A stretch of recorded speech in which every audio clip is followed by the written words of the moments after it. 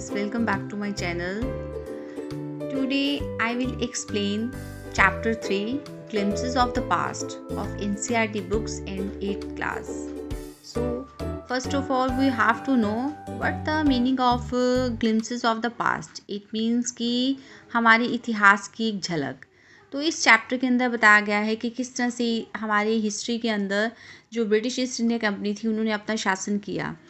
तो before you read chapter पढ़ने से पहले here are some pictorial glimpses of the history of our country from 1757 to 1857.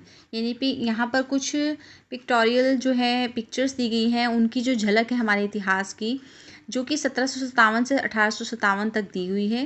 And these pictures and speechless bubbles, ये जो pictures हैं और जो वक्ता हैं वो हमारी हेल्प करेंगी इसको क्लैरिफाई करने में, your understanding of the conditions को that led to the event known as the first war of the independence in 1857.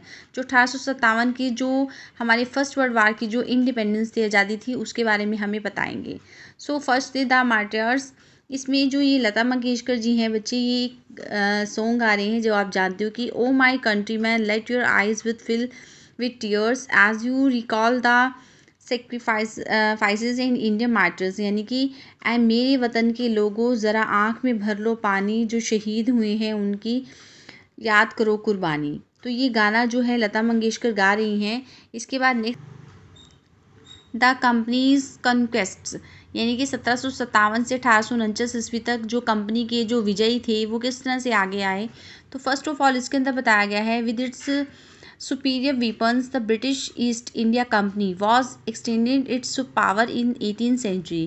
कि अपने बहुत ही सर्वश्रेष्ठ जो हथियार थे उनके साथ जो ब्रिटिश ईस्ट इंडिया कंपनी थी वो भारत के अपना अंदर 18वीं शताब्दी में अपना जो विस्तार था वो कर रही थी, यानी कि अपनी शक्तियों को बढ़ा रही थी. And India princes were short sighted, but जो इंडिया के जो राजा थे वो शॉर्ट साइटेड थे. शॉर्ट साइटेड मीन्स सिर्फ वो वर्तमान को देखने वाले थे, वो फ्यूचर की तरफ नहीं देख रहे थे. Then the upstart Rajabha called the England merchants, they were happy to defeat him. यानी कि जो उनका जो राजा था वो अब इंग्लिश के मर्चेंट्स को, इंग्लिश व्यापारियों को बुलाता है, अंग्रेज व्यापारियों को, और वो इसलिए बुलाता है क्योंकि उसे विश्वास है कि दे विल हेल्प मी, वो सहायता करेंगे मेरी उसको हराने में. डिफीट हिम, उसको हराने में उसकी क्या करेंगे, सहायता करेंगे. Then the rivalries help the India company and it could easily subdue Indian princes one by one. अब जो विरोधी थे उन्होंने भी क्या किया, जो इंडिया के जो विरोधी थे उन्होंने ईस्ट इंडिया कंपनी की हेल्प की, एंड ताकि वो क्या कर सके, सबड्यू मीन्स कब्जा कर सके, जो भारत के जो राजा थे उन पर एक एक करके उन पर कब्जा कर सके, यानी कि उनकी शक्तियों को गिरा सके. Then a far seeing rural like the brave Tipu of Mysore for the British till the died fighting. यानी कि जो एक सबसे जो शक्तिशाली जो राजा था एक और टीपू मैसूर का, वो भी ब्रिटिश जो राजा थे उनके साथ अंत तक लड़ा जब तक कि वो मारा नहीं गया. देन नेक्स्ट थैंक गॉड, वो कहते हैं कि थैंक गॉड कि there is peace in the country now. अब वो कहते हैं कि थैंक गॉड, शुक्र है भगवान कि अब देश के अंदर शांति है. Now no more wars and no looting by thugs, कि अब ना तो कोई लूट है ना ही कोई देश के अंदर कोई युद्ध हो रहा है. It is God who send the British, वो कहते हैं कि कुछ लोग कहते हैं कि जो भगवान का बहुत बहुत शुक्रिया जिन्होंने ब्रिटिश लोगों को यहाँ पर भेजा. And our destiny is linked with them, और हमारा जो भाग्य है वो उनके साथ जुड़ गया. How the Indians react to this conquest, यानी कि जो इंडियन जो हैं वो किस तरह से इसके ऊपर आपदा करते हैं, उनके बारे में सोचते हैं. The white man has killed और दे थ्रॉन आवर किंग्स, जो वाइट मैन है, जो सफ़ेद जो लोग हैं वो किस तरह से मारे गए. Okay. And some kings were not good, कुछ राजा तो थे वो अच्छे नहीं थे, वो बुरे नहीं थे. बट और after all they were of this land because, क्योंकि वो हमारे देश की, हमारी भूमि के राजा थे. Now we have become slaves of foreigners, अब हम क्या बन चुके थे, दास बन चुके थे, उन अंग्रेज लोगों के दास बन चुके थे. Now British rule 1765 1836. अब जो ब्रिटिश रूल है, जो अंग्रेज लोगों का शासन है 1765 से 1836 ईस्वी तक किस तरह से रहा. So religious leaders preached ideas like untouchability and child marriage. अब ये जो धार्मिक जो नेता थे उन्होंने फैलाया, यानी कि अपने विचार फैलाए. वो कहते हैं कि अनटचेबिलिटी यानी कि छुआछूत और जो बाल विवाह के ऊपर उन्होंने क्या किया, उसका प्रसार किया। And anyone who across the seas loses his religion. अब जो क्या है कि इसके अंदर क्या इसमें बताया गया बच्चे कि जो भी समुद्र को पार करेगा वो अपने धर्म को क्या करेगा, खो देगा। And all the misery in the world is due to women. और इस संसार के अंदर अगर कोई दुख का कारण है तो वो क्या है, वो उन्होंने औरत को माना कि और दुख का कारण क्या है, इस समाज की औरत है। The truth was that Indians had lost self respect. सच्चाई तो ये थी कि जो भारतीय थे वो अपने आत्मसम्मान को खो चुके थे। And the British conned them. और जो ब्रिटिश जो लोग थे उन्होंने उनके ऊपर बहुत आरोप लगाया था, यानी कि वो अपनी उंगलियों पर उनको नचाते थे। जैसा जो ब्रिटिश लोग थे जैसा वो कहते थे वैसे ही भारतीय लोगों को उनको करना पड़ता था।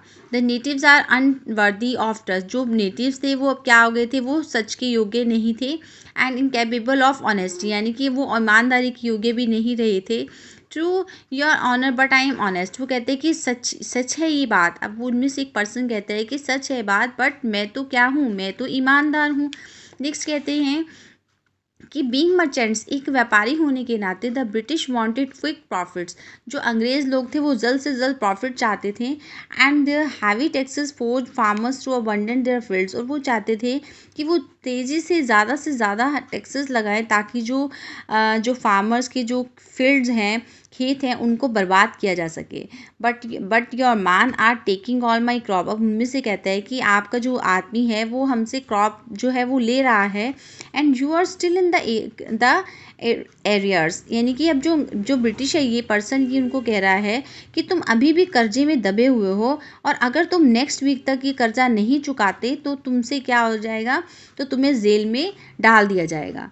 देन वो कहते हैं कि still the British invented other methods which gave them more profits. अब जो ब्रिटिश जो थे उन्होंने और ज़्यादा मेथड्स जो थे वो ढूंढे ताकि उनको और ज़्यादा से ज़्यादा प्रॉफिट हो सके।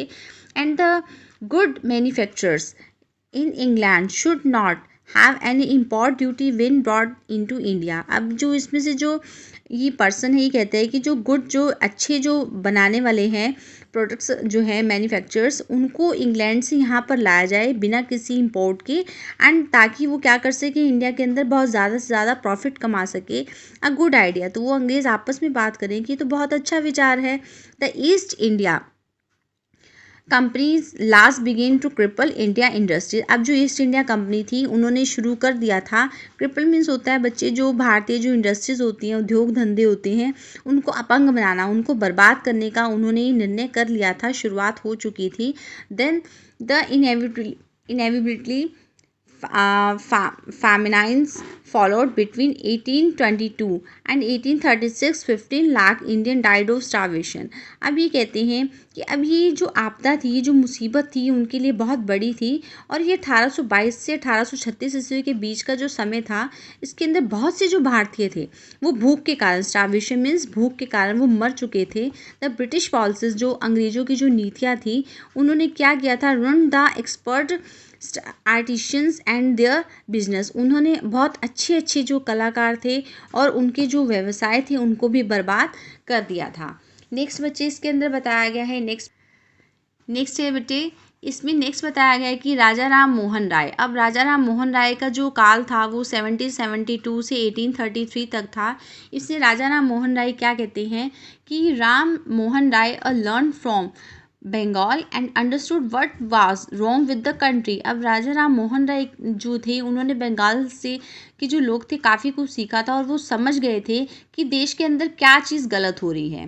Late us not despise our selves and our ancient culture is great and so we are capable of greater achievements। We must first reform our society। Superstitions have be running us. अब वो कहते हैं कि हमारी इस जो हम आपस में एक दूसरे के साथ घृणा ना करें और हमारी जो प्राचीन जो सभ्यता है वो बहुत ही महान है और हम कैपेबल हैं, हम योग्य हैं किसके, उन महान उपलब्धियों के।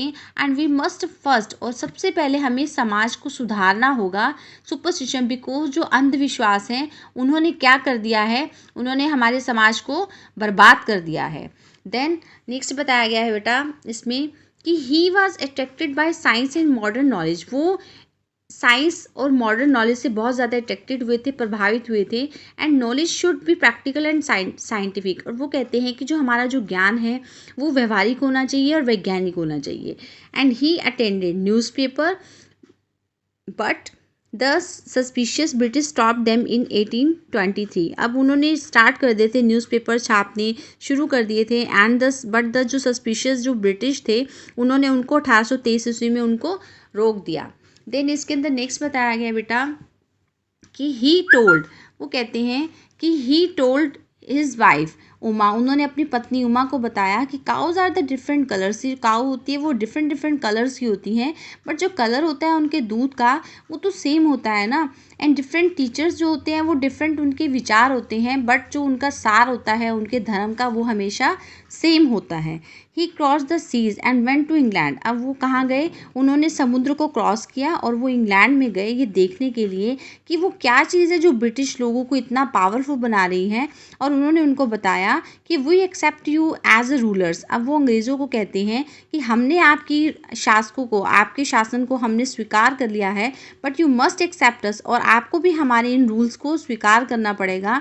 And you remember must remember the responsibility as a ruler, और आपको एक शासक होने के नाते हमारी जो भी हमारी जिम्मेदारियां वो आप खुद लेनी होंगी, और हमारी जो भी हर ज़रूरत है उसका ध्यान रखना होगा। तो बच्चे ये आपका फर्स्ट पार्ट था। आई होप कि आपको ये पार्ट समझ में आ गया होगा। तो प्लीज़ लाइक शेयर और सब्सक्राइब ज़रूर कीजिए। इसका जो नेक्स्ट पार्ट है मैं आपको अपनी नेक्स्ट वीडियो के अंदर बताऊँगी। Thank you.